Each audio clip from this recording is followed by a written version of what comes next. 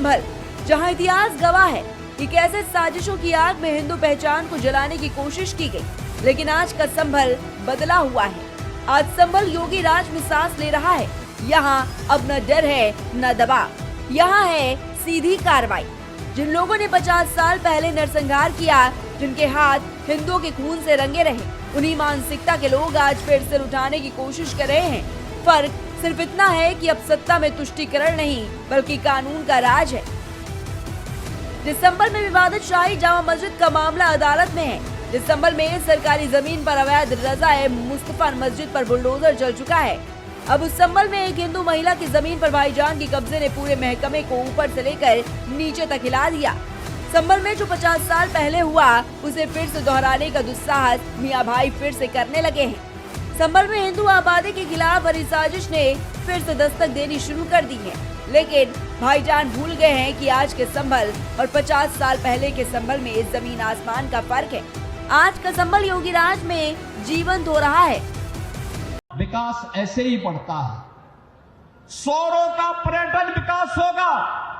याद करिए, शोरों का महत्व वही है जो आज संभल का महत्व है। अब तो आप समझ गए होंगे संभल के महत्व को।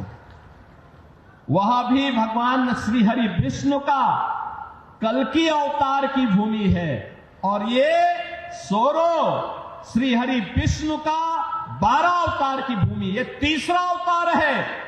याद करिए, सोरो तीसरा अवतार है और संभल 10वां अवतार है। सूबे के मुखिया की शायद ये बात बनियार थाना इलाके के अगरौली गांव के प्रधान सलीम खान को समझ में नहीं आई, जिसने एक हिंदू विधवा महिला की जमीन उसके जीते जी ही हथिया ली और अब उसके मरने के बाद उस जमीन पर अपना मालिकाना हक ठोक दिया है। संभल में लीलावती की 12 बीघा जमीन पर सलीम खान और भूरे अली के कब्जा करने का आरोप है। लीलावती की मौत साल 2024 में हो चुकी है, लेकिन वो जीते जी अपनी इस जमीन को अपने भाइयों के नाम कर गई, जिसे सलीम खान ने फर्जीवाड़ा कर अपने नाम करा लिया। भाईजान की कब्जे वाली साजिश, लीलावती की 12 बीघा जमीन पर कब्जे का आरोप, सलीम खान और भूरे अली पर कब्जा करने का आरोप। लीलावती की मौत 2024 में हो चुकी है। लीलावती अपनी जमीन को भाइयों के नाम कर गई। सलीम खान ने फर्जीवाड़ा कर जमीन अपने नाम की। वहीं अब लीलावती के भाई सीएम योगी से जमीन को वापस दिलाने की गुहार लगा रहे हैं।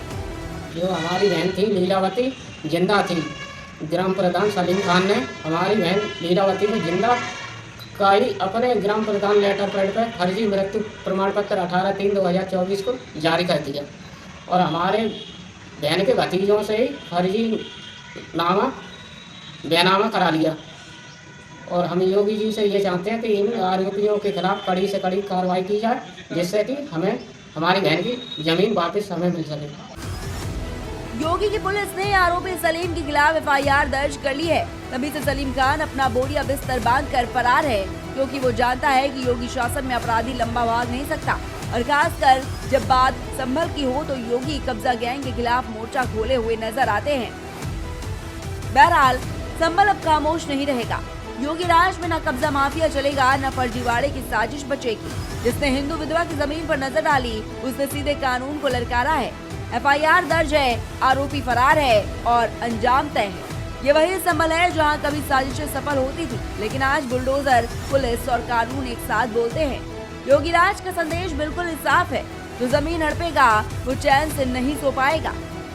Desk report, prime TV.